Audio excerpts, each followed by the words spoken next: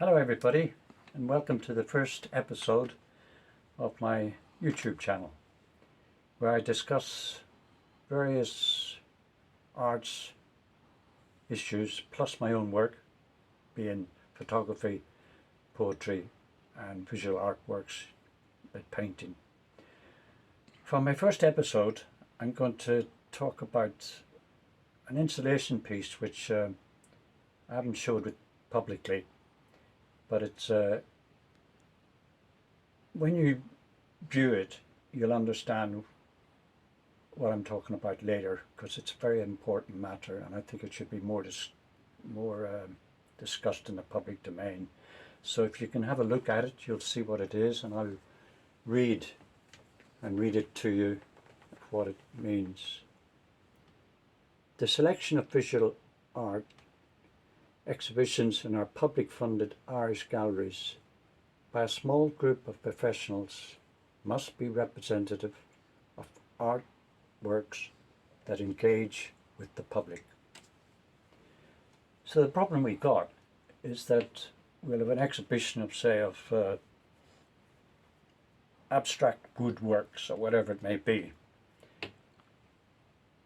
and that goes into our public gallery and it stays there for approximately 2.5 months, and from when it first starts to the end, the amount of people attending in a small rural area especially, and I'm speaking now from where I live, meaning northwest of Ireland, the amount of people attending that becomes less and less as time goes on.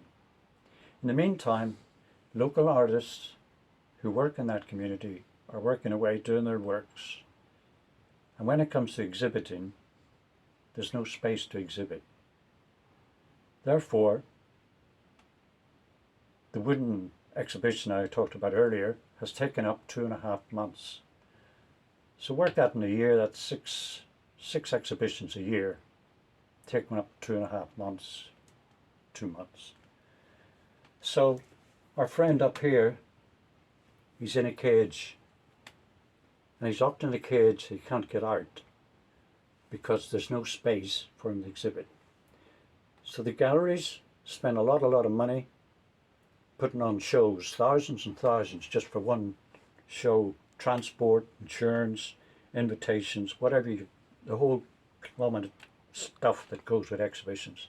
All that could be cut down, and exhibitions could be cut to maybe 3 weeks and involve the public more and the schools as usual PR job, which would give an artist, local artist, something to work towards instead of working towards just doing their work. Now, my friend behind the camera, I don't know if you wish to make comment about anything I said, but you're welcome to. But that's the gist of what this piece is all about, and I hope that it'll get through to someone. And I've got another piece coming up in a moment. Welcome back to the second item, and it's a poem that I did many years ago. It's a rather sad poem, but it's important to me personally, and maybe to others who understand the situation at the time. But it's entitled Zach, and the piece here is the piece that I did named Zach. So I'll read the poem first, and it's entitled Zach. I dreamed your dress card was returned. I dreamed the postman turned soldier, took the stamps. Maybe you're dead, maybe you're alive. I dream of you as someone unknown, lost where love asked to visit. I dream of where memory is a river without rain. Now that poem came because Zach was an artist who lived in the former Yugoslavia, and we stayed in contact for quite a few years, and we were involved in mail art together and various art projects. and the Balkans War came, and I didn't hear from Zach again. So hence in the poem I say maybe the soldiers stole your stamps. That's what I meant with the confusion of wars. Everybody knows things change. Now in this piece you can see the skulls, and they I took when I was in Serbia, which is then part of Yugoslavia, and they were taken in the southern city of Niš, where there's a monument to a war that happened many, many years ago, where the monument is made up of skulls. So that explains the existence of the skulls. But Zach was a very good friend, a good artist, and sadly he just disappeared out of my life. And I miss him. I miss the contact, the camaraderie, or whatever the word is, that we had together. And I enjoyed his work, and I enjoyed the fact that there was someone so far away that lived in a different culture, and sadly he was no more. And that was the only poem I could write. So when I say I dream of where memory is a river without rain, I don't have any more memories of Zach. Thank you. The third piece that I'm going to start with now is entitled Crow Call for Arigna. Here in Leitrim, Arigna is not too far away from me, and I lived there in the early 90s. Now this piece relates to the coal mines, which were in Arigna and employed over 200 people, and sadly in 1990 they were closed, and this poem is about that closure. Crow Call for Arigna. No pleasure for me, tormenting the passing of broken black, who loved the life compared with the fleeting sound of money made.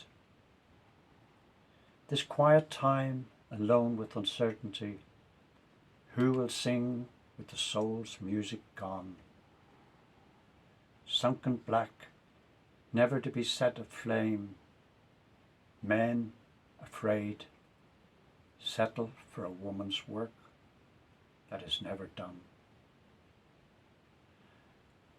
So of course, in relation to the times we're living in now, meaning 2022, people are more aware of climate change, and the burning of coal, again, is an issue. But back then, it was 200 people's jobs were gone, their livelihoods are gone, their income had gone. So when I say men settled for a woman's work that's never done, they were coming and staying home with no work in a very rural environment. So basically this piece, actually the photograph was not taken in Arigna, I must mention that. It was actually taken here in Slieven Éireann, it's the Iron Mountain, which is just behind me here in Drumshanbo. And there used to be a mine at the other side. So when the mines closed, everybody went to Arigna, so I went to the other mine and took that photograph there. But both mines were interrelated. It's a sad story, but relevant to our times. Thank you. Back again now, and this piece will be the last in this first episode. And this again is, this one is very, very personal for me. And most people have heard of the commission into mother and baby homes. And I worked with a mixture of men and women, group of maybe 10 of us, from 2007, activating to get the commission to be set up in the first place. And in 2010, one of our group discovered records related to the Bethany home in Dublin, where I was as a child. So in 2010 we had a press conference relating to the fact that we had found a mass grave, and at that stage there was only 40 children that we could identify. Later the number went up to over 300. So I had to read this on that day, and this is the poem. It's entitled Over Time. Over time, you all were erased by those who should have cared for you. Over time, as nature's seasons multiplied, you were remembered by those who gave birth to your short lives. Their love never left you, it remained to later join you. Here today, your passing is more vivid. You teach us in your absence that over time, love never dies. So I read that on the 26th of May 2010 in memory of the former infant residents of the mother and baby home named the Bethany Home, who are buried in the unmarked graves in Mount Jerome Cemetery in Dublin. It's been one of the biggest issues that brought shame on our nation. Unfortunately, the Commission didn't give the results that we all wished for, and that is a big long saga of things that most people know about, but for those of you viewing this will not know about it, you can always Google and find out. For me personally, it affects me very deeply, but lately we had the United Nations giving Ireland a little slap on the wrist to get their act together and to respect human rights. So this piece I did for those children and the other children from the other homes, including Tuam, that were sadly forgotten over the years. Thank you for listening to the second episode of my channel.